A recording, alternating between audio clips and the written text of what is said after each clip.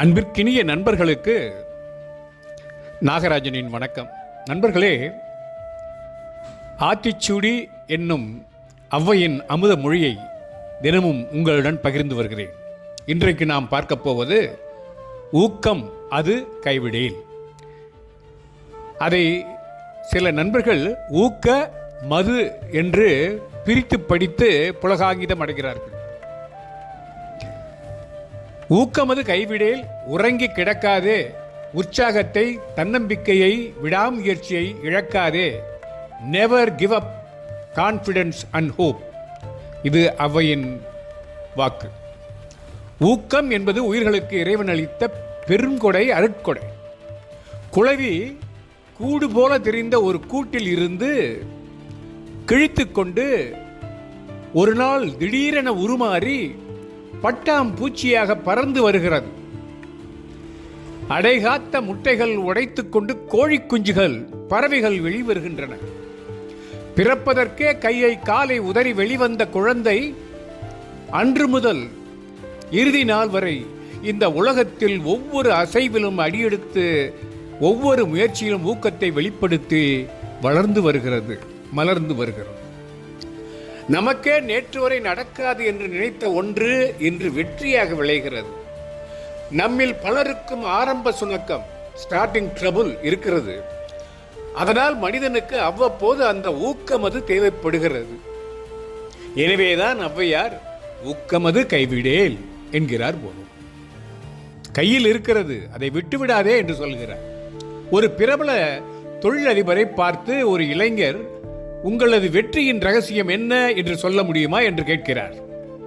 தொழிலதிபர் சொன்னார், ரகசியம் என்று எதுவும் இல்லை, வாய்ப்பு கிடைக்குமா என்று எதிர்பார்த்து கதவை தட்டிக்கொண்டேதான் இருக்க வேண்டும் என்று சொன்னார். இளைஞன் கேட்டான், வாய்ப்பு எப்போது கிடைக்கும்? அவர் சொல்கிறார், கதவு திறக்கும் போது என்றார். எப்போது கதவு திறக்கும்? வாய்ப்பு வரும்போது. வாய்ப்பு வருமா என்று எப்படி கண்டுபிடிப்பது? தொழிலதிபர் சொன்னார், கண்டுபிடிக்க வழியில்லை, திறக்கும் வரையில் தட்டிக்கொண்டே இருப்பதுதான் ஒரே வழி என்று வெற்றிக்கு வழியை காண்பித்தார். இன்று நம் கண்முன்னே வெற்றியாளர்களாக, சாதனையாளர்களாக வலம் வருபவர்கள் யாவரும் விடாது சளைக்காமல் வெற்றி கதவை தட்டியவர்கள்தான். வெற்றி வேண்டும் என்ற பசி இருந்தால் ஆர்வமும் முயற்சியும் இணைந்து செயல்பட்டு அதை சாதிக்கும். மகாபாரதத்திலே பாண்டவர் வாழ்க்கையே ஒரு போராட்டமாக இருந்தது. வனவாச காலத்திலே தருமன் முதலிய பாண்டவர் ஐவரும் துரியோதனனின் அரக்கு மாளிகை சூழ்ச்சியில் இருந்து தப்பி பிழைத்து வேத்திரகிய நகரத்தில் உள்ள ஒரு வேதியர் இல்லத்தில் சென்று தங்கினார்கள். அந்நகரத்திற்கு அருகில் ஏகச்சக்கரம் என்னும் காடு ஒன்று இருந்தது. அதில் பகன், அதாவது பகாசூரன் என்னும் ஒரு அசுரன் வாழ்ந்து வந்தான். அவன் அடிக்கடி ஊருக்குள் நுழைந்து மனிதர்கள் விலங்குகளை கொன்று சாப்பிடும் அராஜகத்தை கட்டுப்படுத்துவதற்காக அவனுக்கும் அந்த ஊராருக்கும் ஒரு அமைதி உடன்படிக்கை ஒன்று இருந்தது. அதாவது நாள்தோறும் வீட்டுக்கு ஒரு வண்டி சோறும் நரபலியும் திரையாக, அதாவது கட்டணமாக வரியாக ஊரார் செலுத்த வேண்டும் என்பதே அந்த ஒப்பந்தம். இப்படி அவன் கொடும் வாழ்வு வாழ்ந்து வரும் காலத்திலே பாண்டவர் தங்கி இருந்த இல்லத்து வேதியரின் முறை நாள் வந்தது. அந்த வேதியரின் மனைவிக்கு ஒரே ஒரு மகன். அவனை எப்படி பலியாக தருவது என்று வருந்தி இருவரும் அழுது கொண்டே இருக்கிறார்கள். அதனை அறிந்த குந்தி அவளது வருத்தத்தை நீக்கும் பொருட்டு தன் மகன் பீமனை பலியாக அனுப்புவதாக கூறினாள். பீமனும் ஒப்புக்கொண்டு வண்டி நிறைய சோற்றை எடுத்துக்கொண்டு சென்றான். ஆனால் ஏகச்சக்கர காட்டை அடைந்ததும் பீமன் அடைந்த பசி மிகுந்து போகவே தான் கொண்டு வந்த சோற்றை பிரித்து தானே உண்டு தீர்த்தான். இதை பார்த்த பகாசூரன் சினத்துடன் வந்தான். அவனை பீமன் ஊக்கத்துடன் கொன்று அழித்தான். இங்கே பீமன் வென்றது எப்படி? எந்த ஆயுதமும் இல்லாமல் தன்னை மட்டுமே நம்பி அசுரனை எதிர்கொள்ள அவனுக்கு ஆற்றலை தந்தது அவனுடைய ஊக்கம் மட்டும்தான். அந்த மக்கள் அவன் மீது வைத்திருக்கிற அசாத்திய நம்பிக்கை அவனுக்கு ஊட்டிய தன்னம்பிக்கைதான். இதைத்தான் வள்ளுவர் அழகாக சொல்லுகிறார், உள்ளம் உடைமை, உடைமை பொருளுடைமை நில்லாது நீங்கிவிடும்.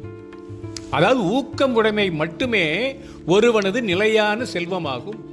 மற்றைய செல்வங்கள் எல்லாம் நிலைத்திருக்காமல் ஒரு காலத்திலே நீங்கியும் போய்விடும் என்கிறார் வள்ளுவர். இக்குறள் பொருளுடையார் எல்லாம் உடையார் என்று தவறாக கருதி கொண்டு பொருள் மட்டும் போதும் என்று இருப்போருக்காக கூறப்பட்டது.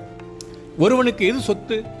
அவன் பிள்ளைகளா, அவன் வங்கியில் வைத்துள்ள சேமிப்பா, அல்லது அவன் வாங்கி குவித்து உள்ள பொருள்களா, நிலமா?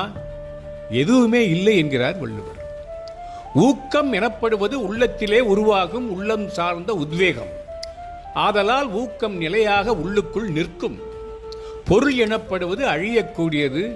ஆனால் உழைப்பால் பெறப்படும் பயன் அல்லது செல்வமானது பொருள் மட்டுமல்ல, அதுடன் இணைந்து ஒரு திறமையையும் தன்னம்பிக்கையும் தைரியத்தையும் தருகின்றது அல்லவா?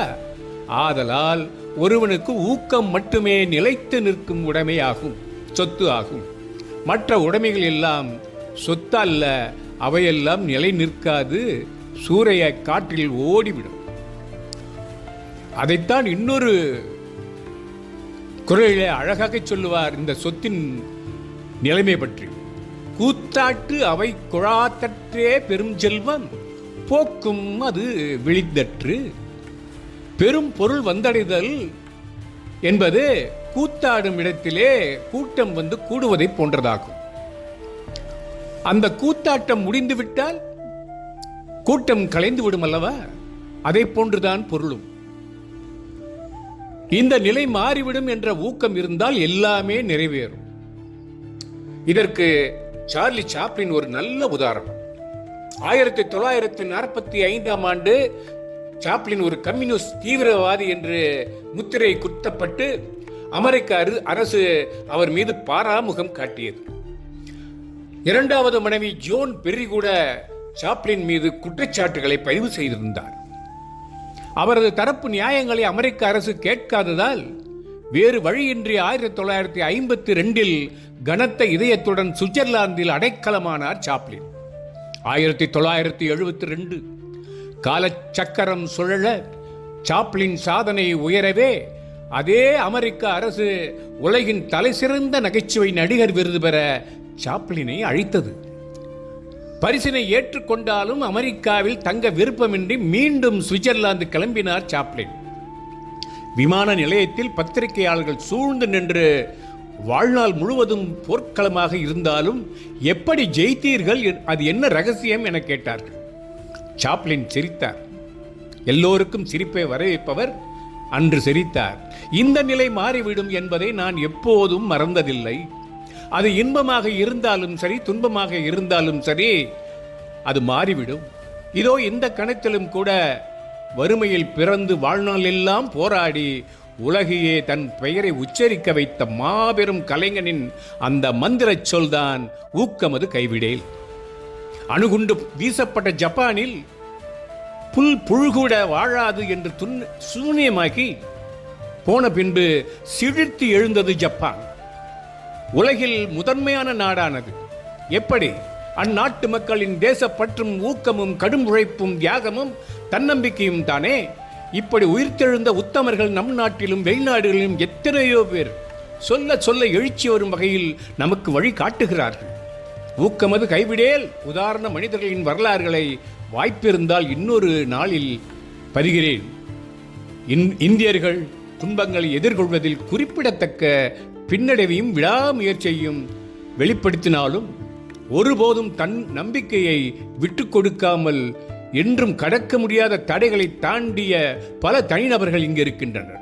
அவர்களின் உயர்வை நம் கண் முன்னே கண்டுள்ளோம், பார்த்தோம், ஆனந்தித்து வருகிறோம். எனவே ஊக்கமது கைவிடேல் என்பது எல்லோருக்கும் பலிக்கும் ஔவையின் மந்திர சொல்லாகும். வென்றவர் பலர், நெஞ்சில் நின்றவர் சிலர்.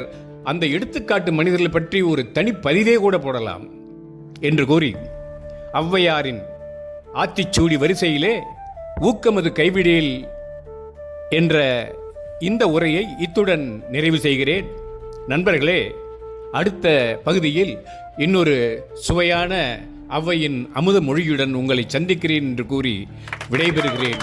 நட்புடன் நாகராஜன். வணக்கம்.